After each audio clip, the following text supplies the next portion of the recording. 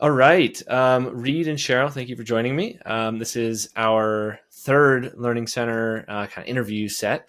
So super excited to have you both. And so just quick introductions. Reed is the Associate Director of the Academic Resource Center and Learning Consultation. And you're also a learning consultant, I guess. Yeah. There you go. There we go. Yep. There's like multiple parts of your title. I'm trying to nail when it. when I can, I'm also a learning consultant. That's right, which is Exactly. less and less these Yeah. days, I'm sure. So, and Yeah. then Cheryl, you're the peer education manager at Duke. Is that right? Great. Correct. So this, both of you are under the Academic Resource Center, which is a really amazing program hosted by Duke University, with lots of components to the program. And so under the ARC, there's peer tutoring, there's learning consultations, there's SAGE, which is a thriving kind of group program we're going to dig into today. And then I also on the site we got Study Connect, ADHD/LD work, workshops, and test prep. Is that a fair synopsis, or anything we'd add to that? I think That that was it. covered all of them. Nice. Yeah. Well, I read your website. Okay, great. Well, so yeah, we got a lot of topics to go through today. So really the whole point here is to go through different things that other directors and management of learning centers could benefit from hearing your thoughts on.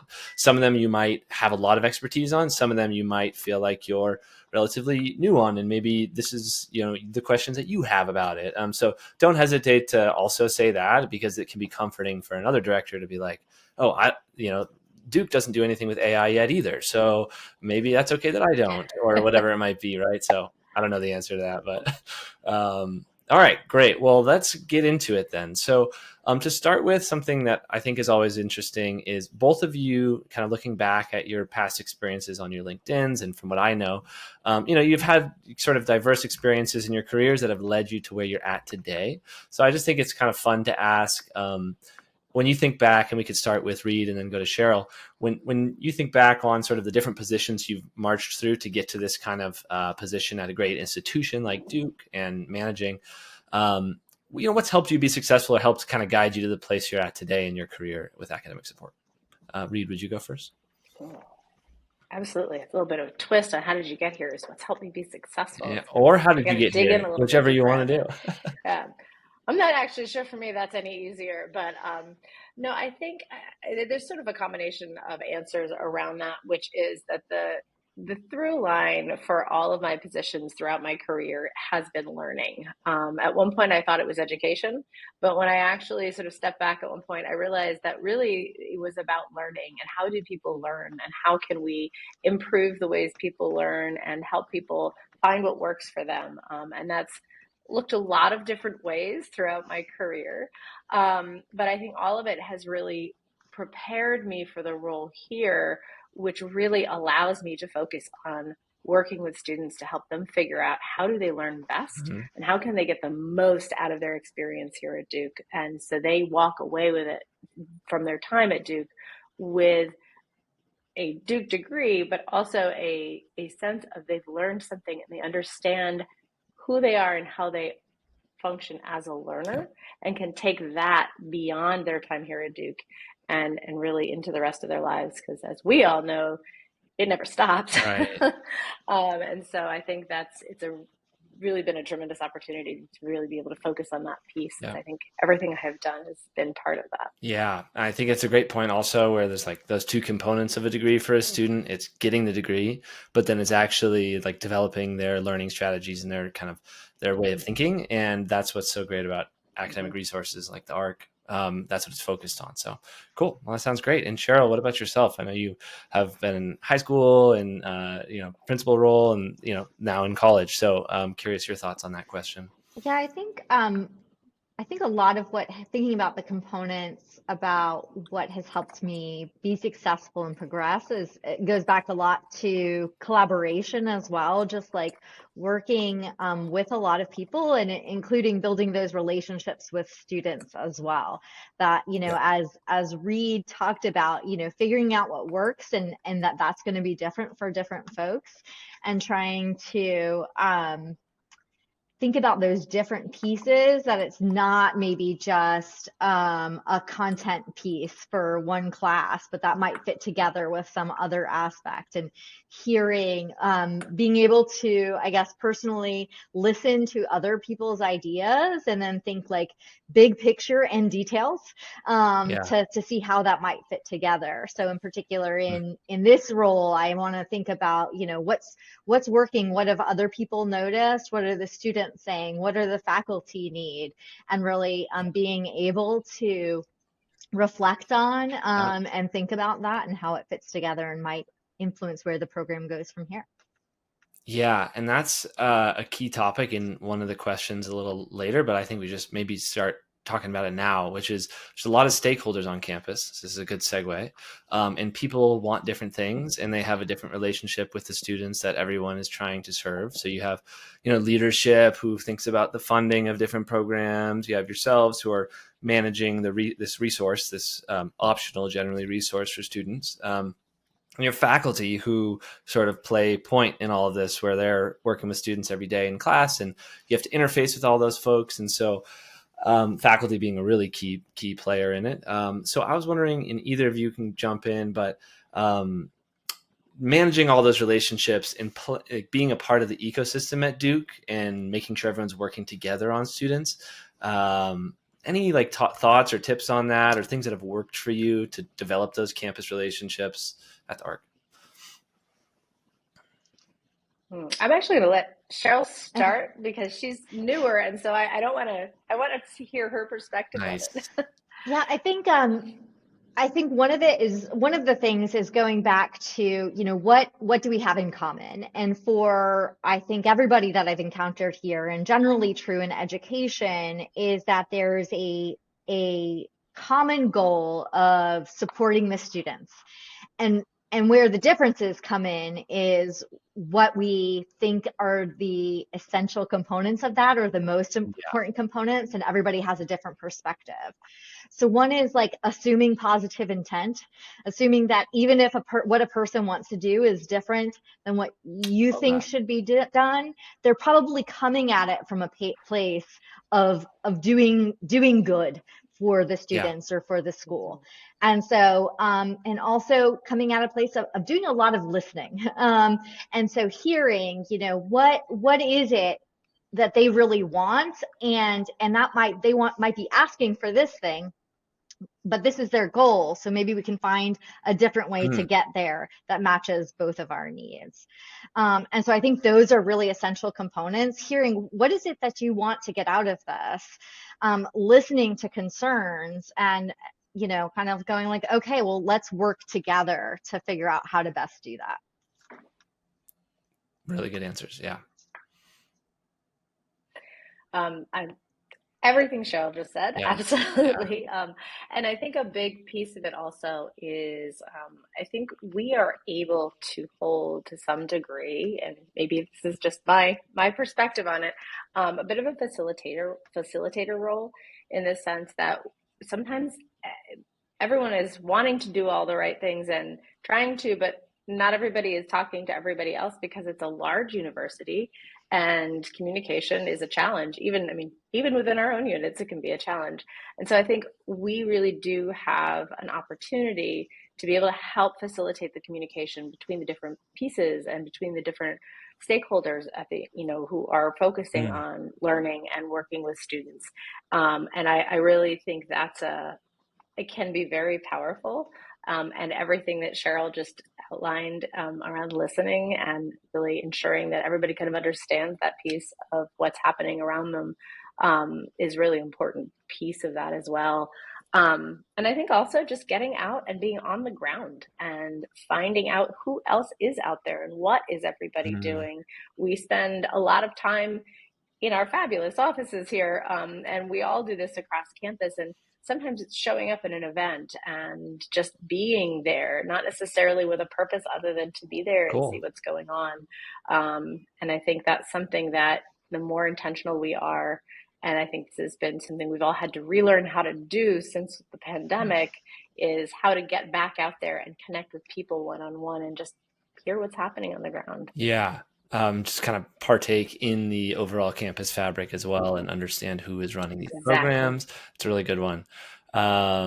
Yeah, and so Cheryl, to summarize yours, it's like assuming positive intent. I thought that made a lot of sense because everyone does, even if it feels like they're taking a different approach that you might not even agree with, or maybe you vehemently disagree with, it's still the same motivation. And then understanding like when you're talking and collaborating with someone, like what are they kind of really after? It's hard to capture that in words sometimes. So sort of that subtext.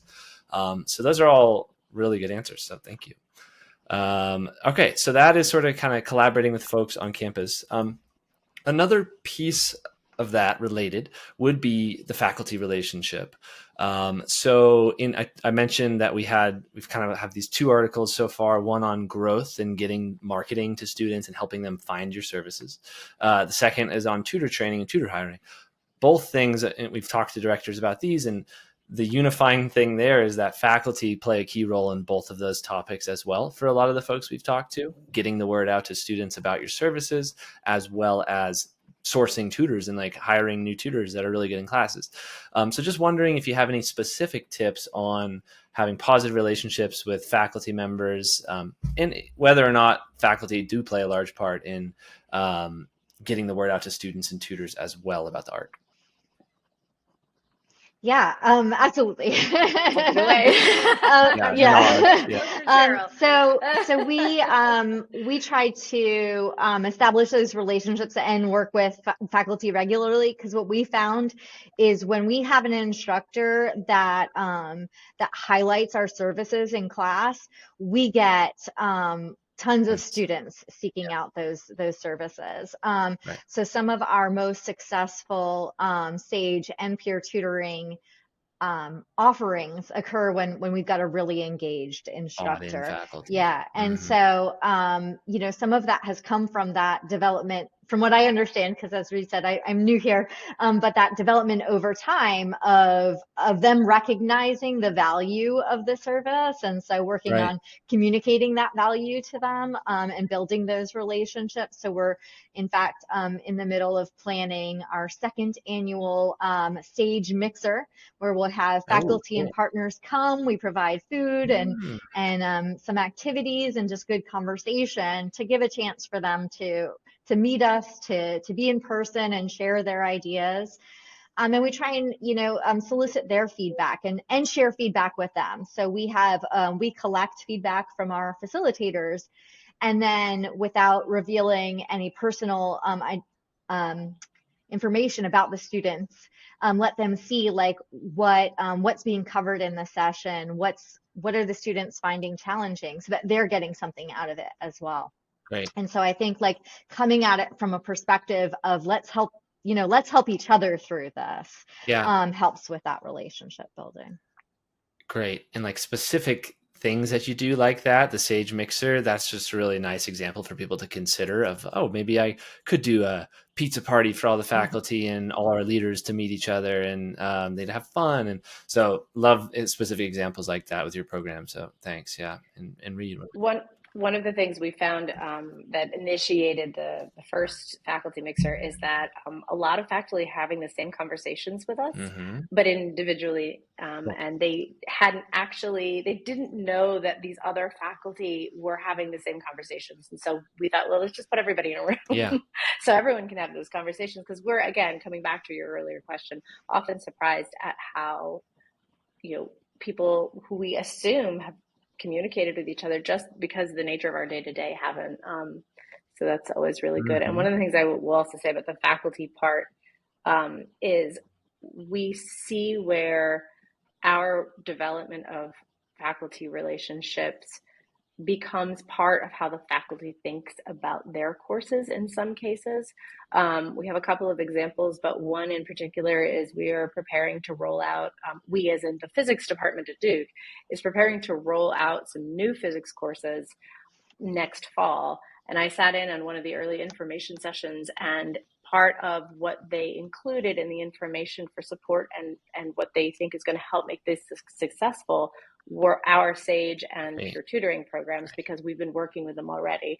So it's moments like that where we see that these development of these relationships and of our services and the faculty understanding how our services intersect with their courses in a positive way is really beneficial across the board. Yeah, definitely. It's a really good transition towards the SAGE model, the embedded model. Often there's a divide between the course and then peer learning, and that divide is getting broken down at a lot of schools more and more. I think it's a really good thing. Obviously, we all think peer tutoring, peer learning is really effective. Talk me through SAGE in general, and how did the model develop at Duke? What's the general framework for it? Is it all done? All of your SAGE sessions are done with that faculty's buy-in, and that's how each one kind of gets started? Or do you do SAGE sessions just independently and slowly work together with the faculty over time? So just SAGE has been really successful for y'all. So I would love to dig into this a little bit more. Yeah. I will take the first part of that, and then Great. I'll let Cheryl jump into kind of the now nitty gritty. So SAGE, I'm not sure I'm going to do the number of years it's been around, Justice, but SAGE had initially started as a much smaller pilot program. It was just for chemistry, and initially it was actually chemistry and biology, but primarily ended up being chemistry, and was really focused in particular on supporting students in our Chem 99 and Chem 101 courses, some of whom may not necessarily have had the same level of preparation, the same access to courses coming into Duke. And it was an opportunity for us to help support the students in those classes and provide them not only with additional course content, as you would find in tutoring, but the two pieces that really made SAGE stand out and still does was it also provides strategic learning within the discipline. So it wasn't initially just Chem 99 and Chem 101 content, but it was also the strategic approaches to learning for chemistry, so that they could take these lessons learned, these approaches and applications, and then apply them to future chemistry courses. Mm-hmm. And the other piece of that, which is incredibly important, and this is why they're the SAGE learning communities, was the idea of learning in a community, of having a safe communal space with peers to learn, to figure out how things are working and how they're not. It became so successful that we then expanded it to a couple of other courses, and then all of a sudden it expanded very rapidly over the course of a couple of years. And a big reason for that is we had a lot of faculty reaching out to us saying, "Oh, we'd really like to include this in our course as well." And so the primary frameworks for it really focus on the piece of learning in community, as well as the active strategic learning and the discipline above and beyond just the course content. I will let Cheryl kind of pick it up from there and sort of take it to where it is today. Yeah, so those key components that Reed mentions are absolutely things that we emphasize when I talk to facilitators. I try to share with them, we want to not just help with the student with what they're working on now, but what about later when they're on their own preparing for a test, when they're in another class, what are those approaches going to be that will help them build and understand themselves as learners and as, say, chemistry students, as math students. So we've benefited, I think, the program in general over time from amazing students who have gone through the program first as members and then as facilitators, and then share with us like strategies that have worked. We also, this is where the faculty come in. So our most successful, I think, versions of this, the instructors are actually meeting with the facilitators to talk about like possible strategies, upcoming topics where students have struggled in the past to help, troubleshoot and plan for those upcoming sessions. so I would say the faculty involvement like varies a bit, but that's where it really shines. Yeah. And then in other cases that the students are at the least have access to all of the course materials. So they're really aware of that. This is what the student's doing in their classes this week.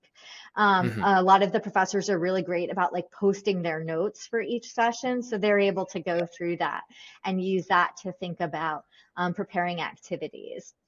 And we do a mix of those strategic learning and techniques that the students can use on their own, talking about theory like Bloom's taxonomy, so that they can get that metacognition, that thinking about how they learn and how they think, so that the students can also articulate in the future, here's where my issue is.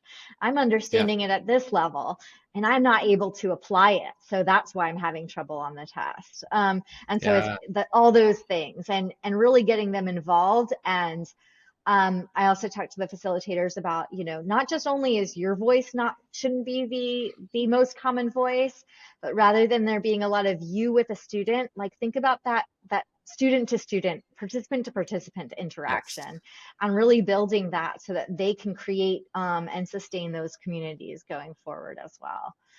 And just a little bit on numbers here. My math background's in math, so I love me some numbers. But we have just this semester 98 SAGE groups, 47 facilitators, and we're currently serving almost 700 students just in the SAGE program. And Great. I'm still focusing on a lot of those STEM 100, 200 level courses. So, yeah. That's probably the place to start usually. But go ahead. Yeah. Oh, absolutely. And so two things. One, quickly to follow up on that, is that we do also, especially for certain courses such as chemistry, track. So we will offer SAGE for Chem 99 and then Chem 101 and then Chem 201 and 202. So it is possible for our student, and this is how it initially started, was actually a student usually would go through all of the SAGEs for their chem courses when it was just chemistry. So when we can, and again, we've been doing this longest with chemistry, we do try to track a student all the way through there in terms, and I say track in terms of like they have the ability to sign up all the way through and really kind of learn how to refine and further apply this. The other thing I want to point out is that we actually, even within our facilitators, we have a tiered system. So we actually have lead peer facilitators by discipline. Great. And they actually meet with the peer facilitators in math, for example, biochem, to really help sort of train the trainer in some respects. And they've all been they've been peer facilitators themselves. And most of our peer facilitators or lead peer facilitators, or many of them anyway at this point, have participated in SAGE at one point as well. So there is a lot of shared knowledge from the students to the students on a lot of different levels as well. Yeah. So that continuity through the whole journey, and then that feeds back on the rest of the program. So that makes a lot of sense. And so I think, so a lot of the biggest, most active, thriving learning centers that we work with have a very similar type of program. There's a few examples in particular, but like Rutgers does an 18-person study group model that is similar. There's I wanted to get this facts out of the way. I should have at the start, but you have a limit. These SAGE groups are limited and people have to register for them, and you keep them at, is it 12 students or what's the student count?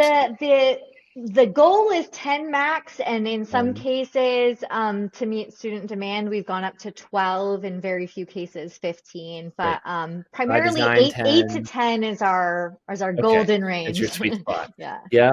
Yourselves, Rutgers, Johns Hopkins has a similar one with 12 students, and these are all really thriving, growing programs every semester. Faculty are really excited by them, and so I think a lot of learning centers are going to follow this model more and more. And so if you were to think about, if you're a learning center that does one-on-one appointments, maybe you do drop-in, you've got some great peer leaders, but you wanted to start doing this, obviously you have to figure out a sign up flow and this and that, but you want to get your first 5 SAGE groups off the ground.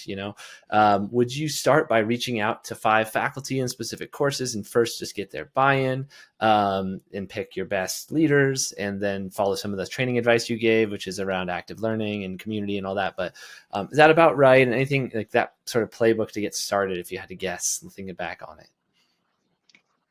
I think starting with finding faculty who are engaged and interested in working in a program like this is absolutely critical, especially starting out. We worked very early on, even before I was here. We worked very, very closely with faculty to develop SAGE from the very beginning. Okay.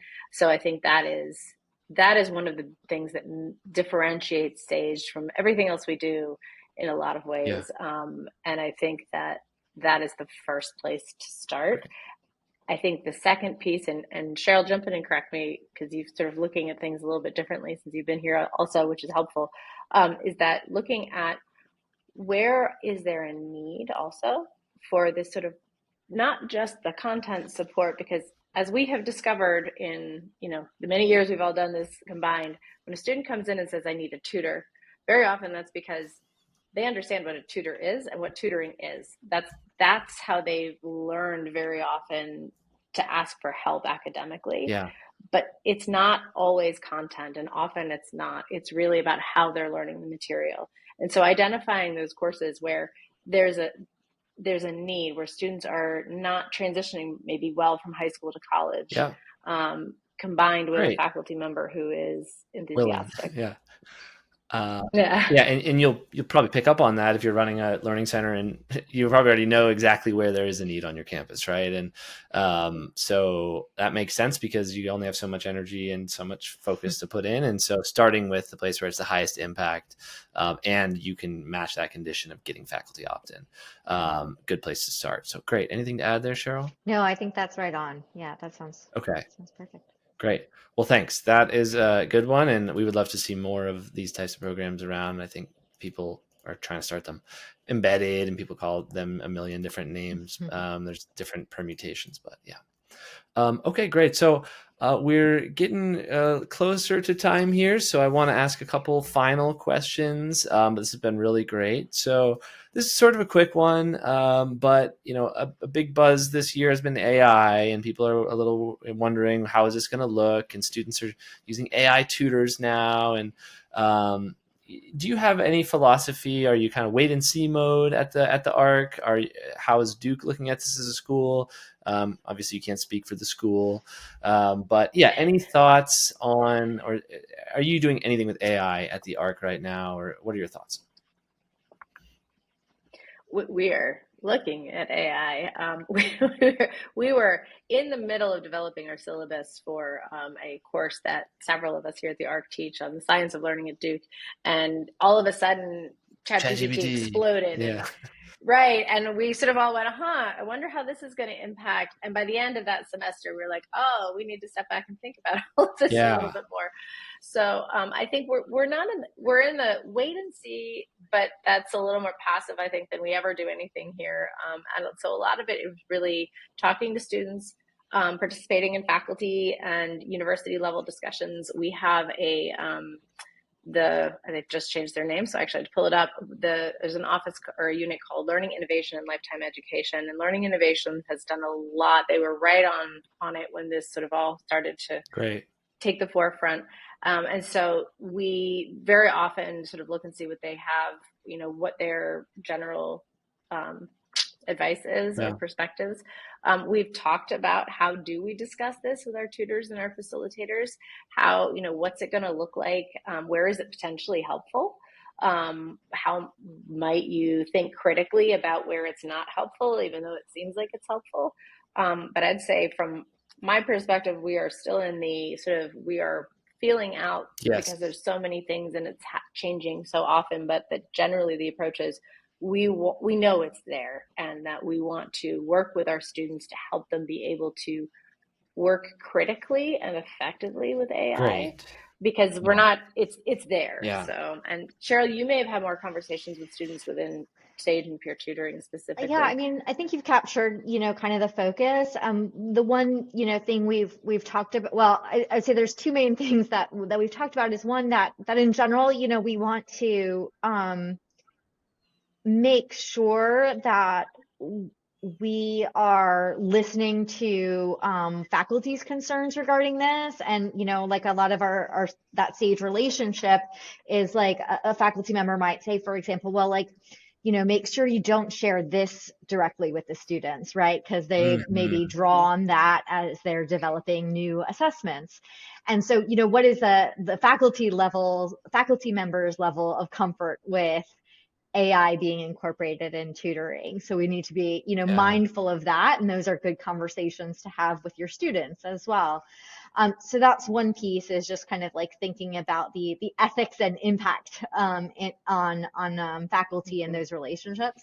The other piece that we've talked about is that it could be incorporated, for example, in their planning as they're thinking about like, pretend you're a student asking me a question about this topic so it can help you in your preparation. So that could be a positive way to use it, Cool. like a Great. mock session as you're planning, to think about what Mm, questions might a student have about this topic. Um, yeah. and I would say one thing we looked at recently with in the ARC was what was it called? Read quizzes. That is a tool where you can Oh, some of the well, and Otter and AI Otter also, AI, which had yeah, the like yeah.